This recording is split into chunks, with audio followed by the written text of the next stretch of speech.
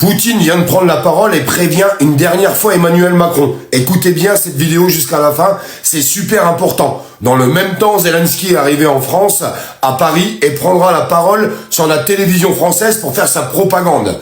On écoute la vidéo, on se retrouve juste derrière. N'oubliez pas de liker et de vous abonner les amis. Emmanuel Macron ne sait pas avec qui il joue lorsqu'il persiste à soutenir l'Ukraine dans sa lutte contre la Russie, tout en affirmant que ce soutien conduira à une paix durable. En sous-estimant la détermination et la puissance de la Russie, il semble ignorer la réalité géopolitique et les avertissements clairs du Kremlin. La Russie n'est pas un acteur à prendre à la légère, et son influence, notamment en tant que grande puissance nucléaire, impose de repenser profondément l'approche occidentale face à ce conflit.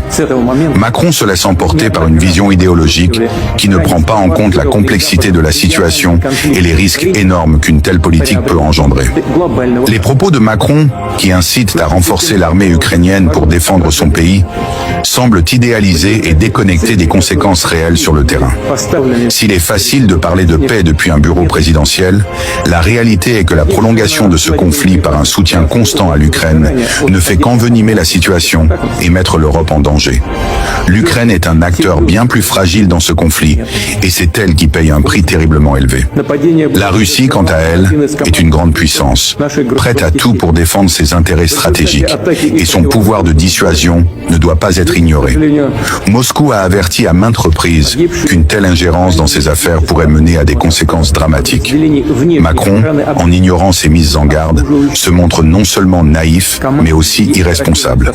En continuant à pousser l'Ukraine dans ce conflit sans chercher une véritable solution diplomatique, il risque de provoquer des conséquences encore plus graves, non seulement pour l'Ukraine, mais pour toute l'Europe. Ce soutien militaire à l'Ukraine ne fait qu'alimenter un cycle de violence sans fin. Ce n'est pas une stratégie de paix, mais une stratégie de confrontation prolongée. Macron semble oublier que la paix durable ne peut être construite sur des bases aussi fragiles, et que plus l'Occident envoie des armes et des fonds pour soutenir l'Ukraine, plus le risque d'escalade augmente. La Russie, isolée et de plus en plus poussée dans ses retranchements, n'acceptera pas indéfiniment de voir ses frontières et sa souveraineté menacées par des puissances étrangères. L'extension de l'OTAN à l'Est, l'armement continu de l'Ukraine, ainsi que le soutien inconditionnel de certains pays européens, sont perçus par Moscou comme une menace existentielle. Plutôt que de tendre la main pour favoriser un dialogue, Macron et ses alliés semblent préférer une guerre par procuration qui ne fait qu'approfondir les divisions et donner à la Russie des raisons légitimes de se défendre. Il est surprenant de voir comment Macron et d'autres dirigeants européens continuent à ignorer les appels à la négociation et les tentatives de la Russie pour arriver à une solution diplomatique. Les nombreuses réunions diplomatiques et les propositions de cessez-le-feu, bien qu'ayant échoué à plusieurs reprises, montrent que la voie de la diplomatie est toujours ouverte, mais Macron semble préférer la voie militaire. En continuant de se dresser contre la Russie, Macron semble se lancer dans une confrontation à tout prix, sans considérer que la véritable paix ne réside pas dans l'escalade militaire, mais dans le dialogue et la diplomatie. L'histoire a prouvé à maintes reprises que les grandes puissances, lorsqu'elles sont poussées à l'extrême, peuvent prendre des mesures extrêmes, et Macron semble ignorer que la Russie, en particulier, pourrait faire face à ce défi en utilisant tous les moyens à sa disposition, y compris l'escalade nucléaire. Un tel jeu dangereux pourrait avoir des répercussions catastrophiques pour l'ensemble de l'Europe, voire pour le monde entier. Ce qu'Emmanuel Macron ne comprend peut-être pas, c'est que la Russie n'acceptera pas éternellement l'isolement et les sanctions occidentales sans riposter.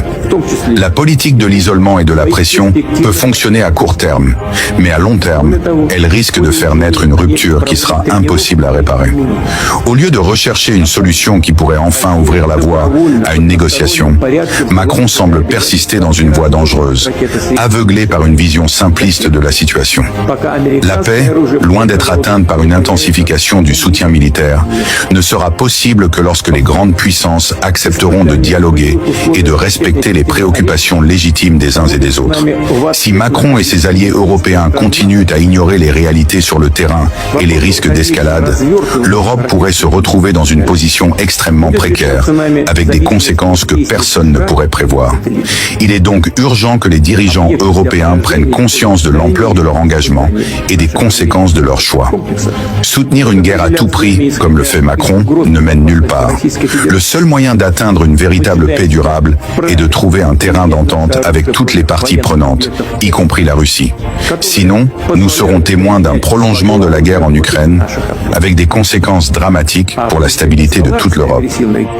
Oubliez pas de faire ce qu'il faut, hein, vraiment pour diffuser cette vidéo, car elle me semble quand même super importante, et oubliez pas de vous abonner. Alors pendant que la paix est en train de se dessiner, vous avez vu, ça avance correctement avec les États-Unis, l'Ukraine aussi, hein, et la Russie, Emmanuel Macron continue son délire. Il le dit hein, dans sa vidéo, Poutine, faudrait arrêter d'envoyer des armes à foison, et puis l'envoi de troupes. Il parle de l'envoi de troupes parce qu'en fait, il faut que tout le monde comprenne quelque chose. Emmanuel Macron s'est exprimé en disant « On attend que la paix soit signée ». Écoutez-moi, hein, il est dans un délire fou ce mec. Hein. On attend que la paix soit signée pour envoyer des troupes européennes en Ukraine. Et en fait, il n'a pas compris qu'en faisant ça, ça allait casser le traité de paix. Parce que les conditions de Poutine, c'est qu'à partir du moment que la paix est signée, pas de troupes européennes en Ukraine. Donc en fait, le mec, il attend qu'une paix soit signée avec les États-Unis, l'Ukraine et la Russie, pour lui dire après, j'envoie des troupes là-bas pour tout foutre en l'air. Non mais vous vous rendez compte quand même. Et ce soir, vous allez voir, vous avez Zelensky donc qui est à Paris, et qui doit prendre la parole sur la télévision française. Pourquoi faire? Non, parce que, je vais te dire un truc, Zelensky, c'est pas méchant, hein. Mais en fait, les Français, ils s'en foutent de ta prise de parole. En fait, les Français, ils veulent pas t'entendre. Non, parce que déjà, les Français, ils entendent même pas leur propre président prendre des décisions pour eux au quotidien. Rien du tout. Alors là, maintenant, on fait venir Zelensky carrément pour s'adresser à la nation. Eh, ça va le délire ou quoi, là? D'ailleurs, j'espère que ça sera boycotté un maximum, sa prise de parole à Zelensky. Normalement, elle doit avoir lieu, hein. C'est annoncé. On va voir un petit peu comment que ça se passe. Qu'est-ce que c'est que ce cirque, en fait? Zelensky reste en Ukraine, reste là-bas. Reste en Ukraine.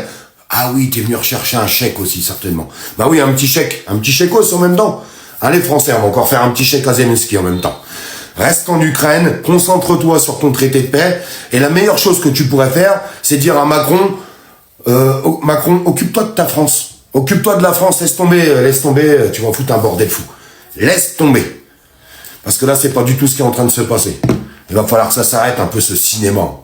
Parce que là, c'est vraiment du cirque et du cinéma. En fait, Macron, tout ce qu'il cherche, c'est de foutre la merde encore à la dernière minute. T'as pas assez foutu la merde, Macron? Regarde l'état de ton pays. T'es même pas capable de t'occuper de ton pays. Tu veux t'occuper de l'Ukraine, de la guerre mondiale. Mais t'es complètement barjot. Hein. Non, mais faut que tu t'arrêtes, mon garçon. Faut que tu t'arrêtes.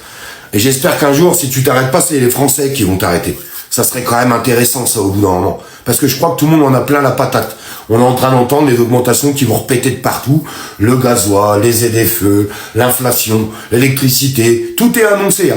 Tout est annoncé. Tout va continuer d'augmenter pendant que toi, tu distribues notre argent encore à l'Ukraine et que t'es en train de casser le traité de paix que les États-Unis sont en train de mettre en place. T'es juste vénère après Donald Trump parce qu'en fait, je vais t'expliquer un truc, Macron. Toi, t'es comme ça et Donald Trump, il est comme ça. En 4 mois, lui, il a réussi à lancer les négociations pour faire un traité de paix. Toi, t'es pas capable de le faire. Tu sais pourquoi, Macron? Parce que la paix, t'en veux pas.